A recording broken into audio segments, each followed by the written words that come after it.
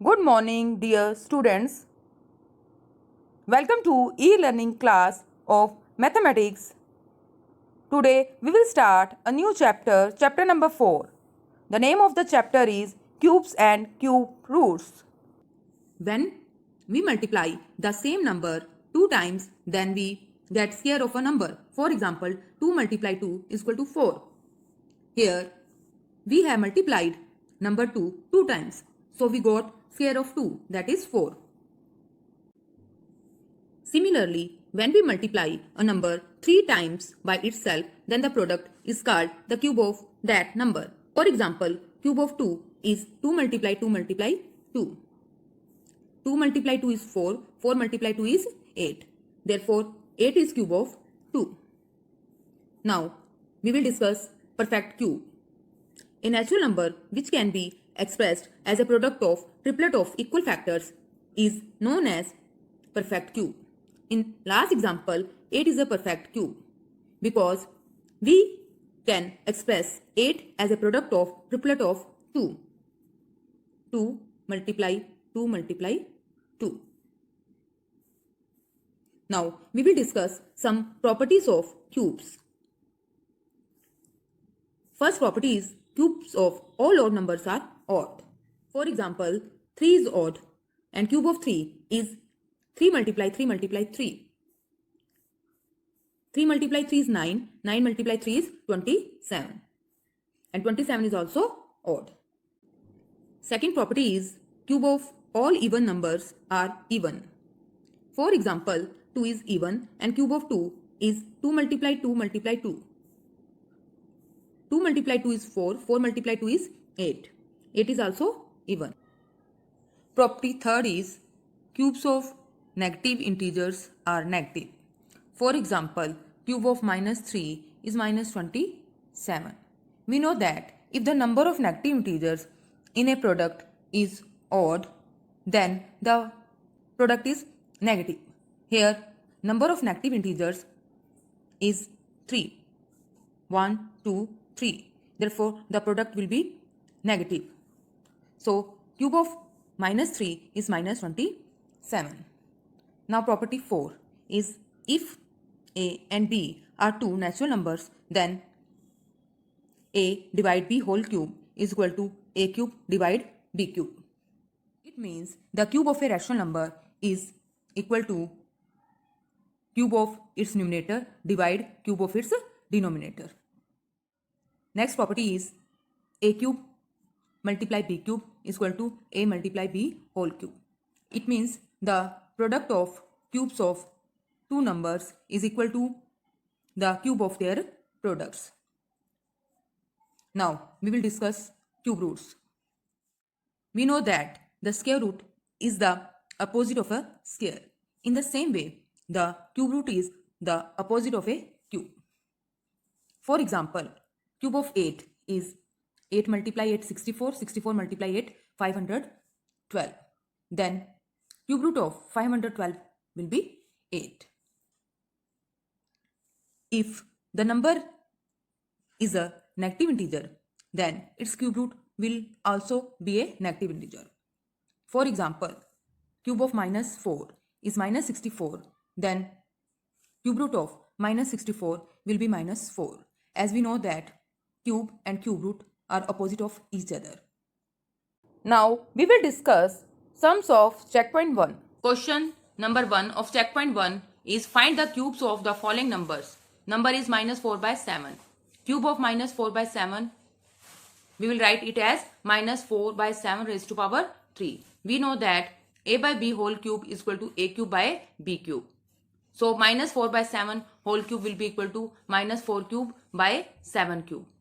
Minus 4, we multiply minus 4 3 times for finding its cube.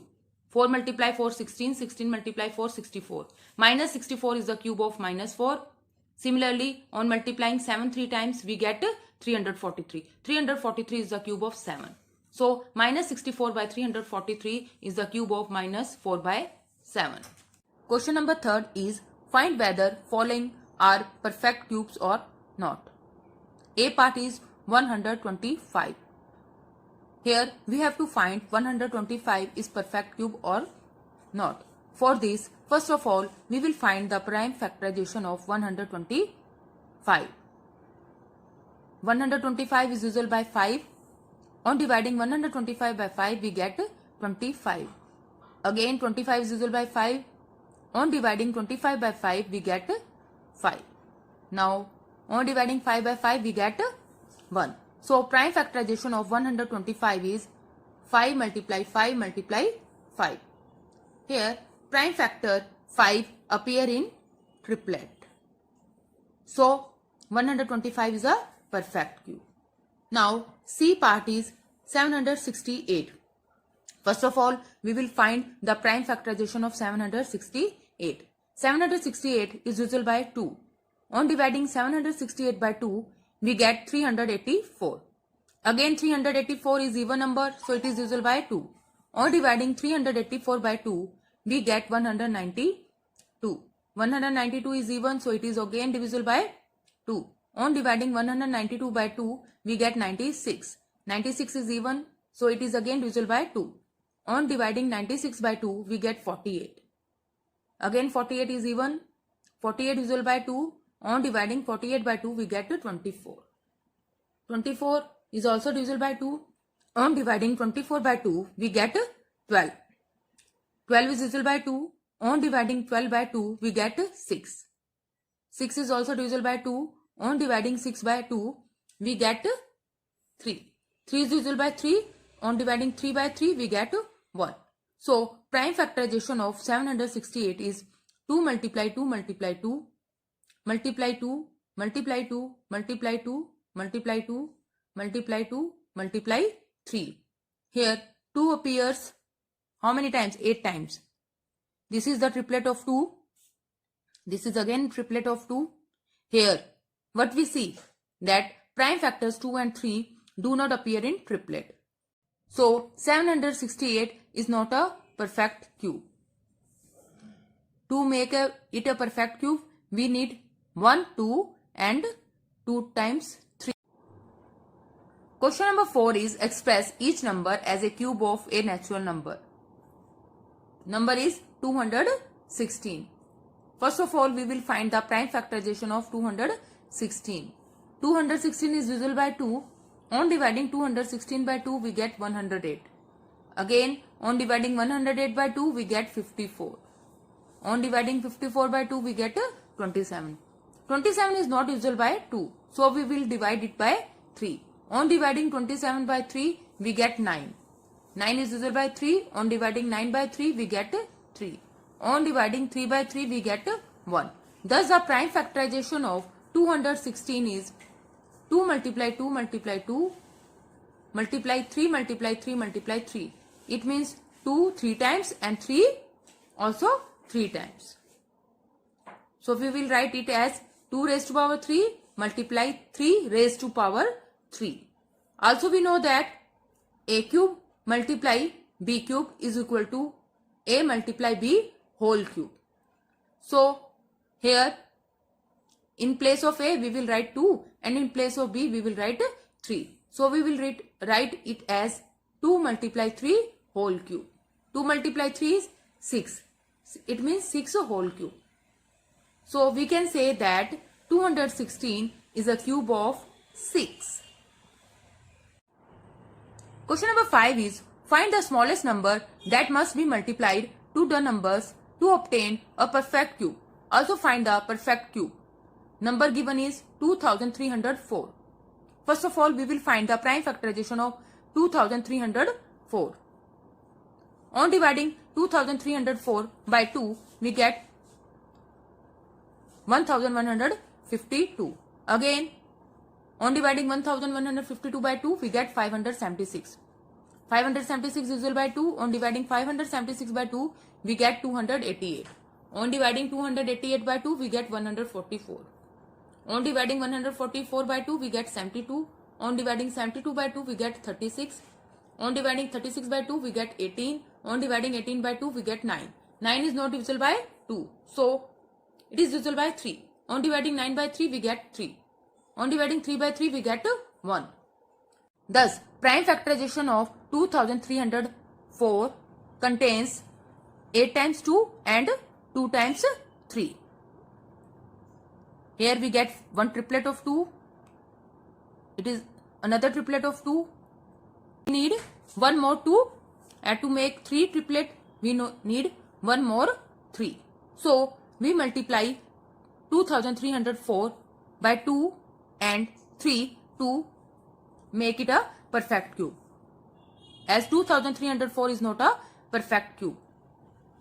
On multiplying 2304 by 2 and by 3, we get 3 triplets of 2 and 1 triplet of 3.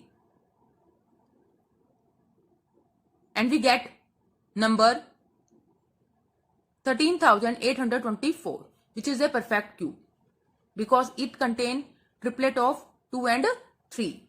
Hence, the required smallest number that must be multiplied to 2304 to obtain a perfect cube is 2 multiply 3, that is 6. Question number 6 is, find the smallest number by which number must be divided to obtain a perfect cube. Also find the perfect cube. A part is 875.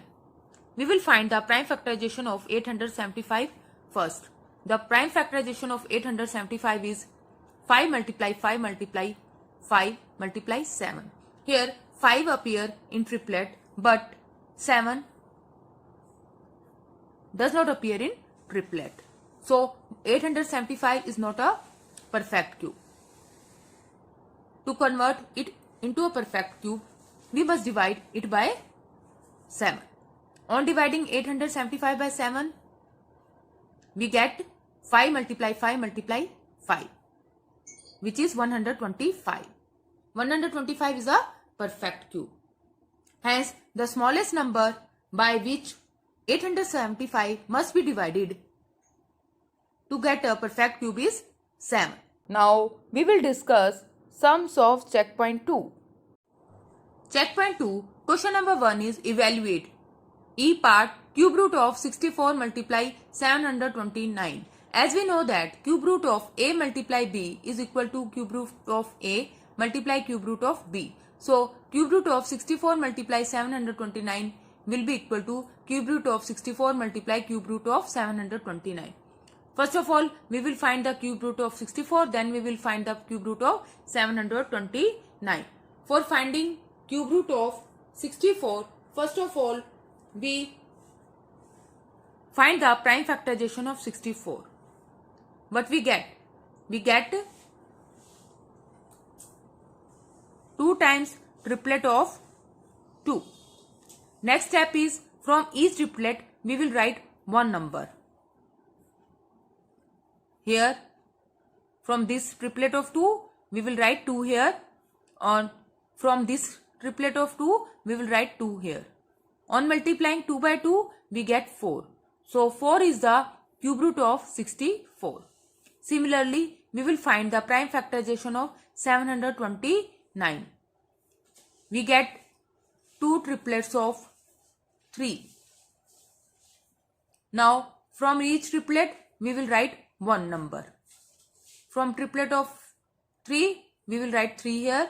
From another triplet of 3, we will write 3 here. On multiplying 3 by 3, we get 9. Now, cube root of 64 multiply 729 will be equal to cube root of 64 multiply cube root of 729. Cube root of 64 is 4 and cube root of 729 is 9. On multiplying 4 by 9, we get 36.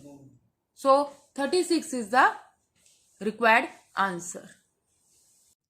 Second question is, what will be the ones digit in the cube root of 5832? For this, we will write the cube of 1 to 9. Cube of 1 is 1, cube of 2 is 8, cube of 3 is 27, cube of 4 is 64, cube of 5 is 125, cube of 6 is 216, cube of 7 is 343, cube of 8 is 512, cube of 9 is 729. Ones digit of 5832 is 2. And 2 is the last digit of here 2 is the last digit of, yes, 512. And 512 is the cube of 8. So, ones digit of cube root of 5832 is 8. Find the cube root using ones and tens digit. Number given is 91,125. Here, ones digit of 91,125 is 5. And 5 is the last digit of 5 cube. So, ones digit of cube root of 91,125 will be 5. Now, we will strike last 3 digit of 91,125. Last 3 digit. On striking last 3 digit, we get 91. And 91 lies between 64 and 125. 64 is the cube of 4 and 125 is the cube of 5. So 91 lies between 4 cube and 5 cube. The cube of 4 is less than 91. So tens digit of cube root of 91,125 is 4. Ones digit 5 and tens digit 4. So cube root of 91,125 will be 45. Question number 6 is simplify. A part is cube root of 8 plus cube root of 125. In this case, we will find the cube root of 8 and cube root of 125 and then we add the answers of both. First of all, we will find the prime factorization of 8. That is 2 multiply 2 multiply 2. We get the triplet of 2. From this triplet of 2, we will write 1 2 here. This 2 is the cube root of 8. Similarly, we will write the prime factorization of 125. We get 1 triplet of 5. From this triplet of 5, we will write 1 5 here. This 5 is the cube root of 125. Now, on adding the cube root of 8 and cube root of 125, that is 2 and 5, we get 7. So, 7 is the answer of cube root of 8 plus cube root of 125. Complete and revise checkpoint 1 and checkpoint 2 of chapter 4. Thank you and have a nice day.